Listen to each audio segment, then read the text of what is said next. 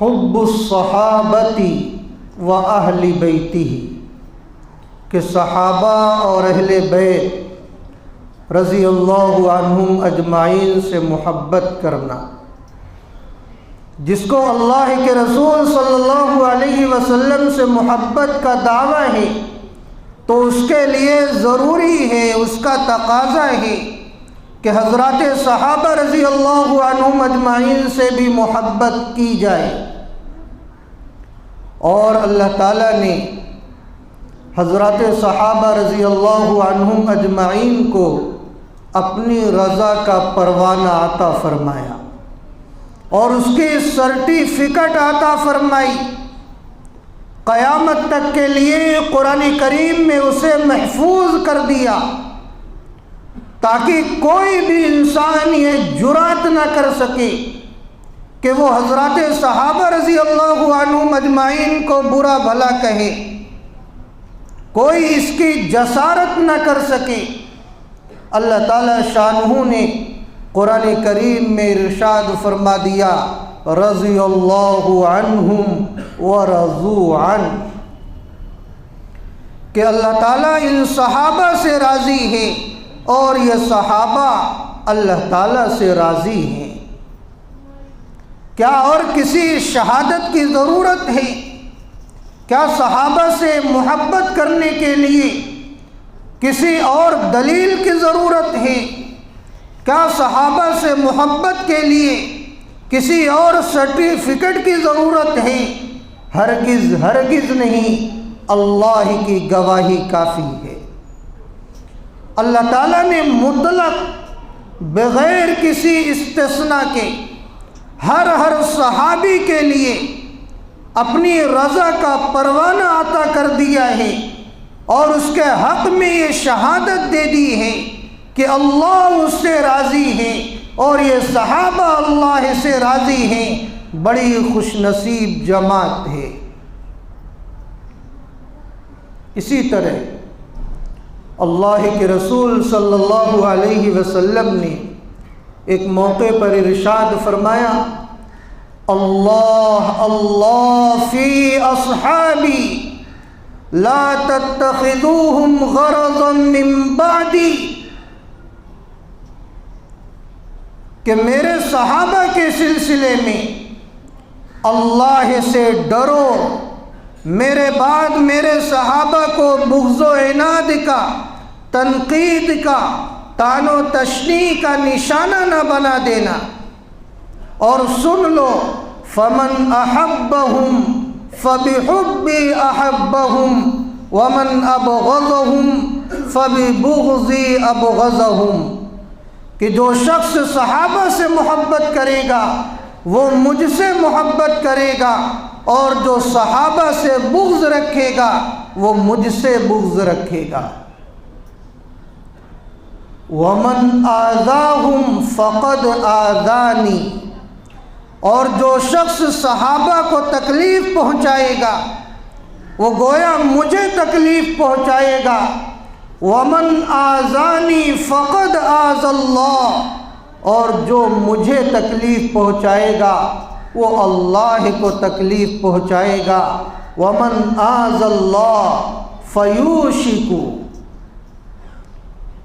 کہ جو شخص اللہ کو تکلیف پہنچائے گا فَيُوشِكُ أَن يَأْخُذَهُ، تو قریب ہے کہ اللہ تعالیٰ اس کی گرفت فرما لے۔ تو آپ نے دیکھا مطلقاً بغیر کسی استثناء کے حضرات صحابہ رضی اللہ عنہم اجمعین کی فضیلتوں کو بیان کیا جا رہا ہے۔ اب اگر کوئی کتنا بڑا دنیا کے اندر عالم ہو، اگر وہ کسی ادنا سے ادنا صحابی پر انگلی اٹھاتا ہے، تنقید کرتا ہے، طعن و تشنیع کرتا ہے، تو گویا وہ ناحق پر ہے، باطل پر ہے، اس کے ایمان کی کمزوری ہے، اسے اللہ سے ڈرنا چاہیے۔ اور آپ علیہ الصلاۃ والسلام نے حضرات صحابہ رضی اللہ عنہم اجمعین کی فضیلت میں یہ بیان فرمایا آیت الایمانی حب الانصاری و آیت النفاقی بغض الانصاری، کہ ایمان کی نشانی انصار صحابہ سے محبت کرنا ہے اور نفاق کی نشانی انصار صحابہ سے بغض رکھنا ہے۔ تو اگر ہمیں اپنے ایمان کو مضبوط کرنا ہے، اپنے ایمان کی شناخت کو برقرار رکھنا ہے، تو حضرات صحابہ سے محبت کرنی پڑے گی، اور اگر اپنے ایمان کو تباہ کرنا ہے، برباد کرنا ہے، تو پھر صحابہ سے جو بغض رکھتا ہے اس کا یہی حال ہوگا۔ آپ نے ایک جگہ اور ارشاد فرمایا، مثل اصحابی کمثل الملح فی الطعام لا يصلح الطعام الا به، کہ میرے صحابہ کی مثال کھانے میں نمک کی طرح ہے۔ جس طرح کھانا بغیر نمک کے بے ذائقہ ہوتا ہے، اسی طرح آدمی کا ایمان بغیر صحابہ کی محبت کے بے ذائقہ ہوتا ہے، بے نور ہوتا ہے۔ اگر اپنے ایمان کا مزہ چکھنا ہے تو صحابہ کی محبت کو دل میں بسانا پڑے گا۔ اگر اپنے ایمان کے نور کو پانا ہے تو صحابہ کی محبت سے دل کو آباد کرنا پڑے گا۔ جس کا دل صحابہ کی محبت سے خالی ہوگا اس کا ایمان کبھی پر نور نہیں ہو سکتا، اس کا ایمان کبھی باذائقہ نہیں ہو سکتا، بلکہ اس کا ایمان کمزور ہو جائے گا، اور اسی صحابہ سے بغض و عناد کے نتیجے میں وہ دھیرے دھیرے ایمان سے بھی ہاتھ دھو بیٹھے گا۔ ایک موقع پر آپ علیہ السلام نے ارشاد فرمایا، من حفظنی فی اصحابی ورد علی الحوض ومن لم يحفظنی فی اصحابی لم يرد علی الحوض، کہ جو شخص میرے صحابہ کی عزت و حرمت کی حفاظت کرے گا وہ میرے حوض پر آ جائے، حوض کوثر پر آ جائے، گویا میں اپنے دست مبارک سے اسے آب کوثر پلاؤں گا۔ اور جو شخص میرے صحابہ کی عزت و آبرو کی حفاظت نہ کرے وہ میرے حوض پر نہ آئے۔ ایک طرف کوئی صحابہ کو گالیاں دے رہا ہے، کوئی صحابہ کو تنقید کا نشانہ بنا رہا ہے، کوئی صحابہ سے بغض و عناد کو پیش کر رہا ہے، اور ہم ایمان والے ہیں، ہمارے کانوں سے آوازیں ٹکرا رہی ہیں، اور ہم حضرات صحابہ کی عزت و آبرو کی حفاظت کے لیے ہماری زبان سے کوئی لفظ نہیں نکل رہا ہے، تو یہ گویا ہمارا ایمان صحیح ایمان نہیں ہے۔ اگر ہمیں اس فضیلت کو حاصل کرنا ہے، آپ علیہ السلام کے دست مبارک سے آب کوثر کو نوش کرنا ہے، تو صحابہ کی عزت و آبرو کی حفاظت کرنی ہوگی۔ شیطان بڑا ہوشیار ہے، بہت اہل علم کو بھی اس نے بہکا دیا۔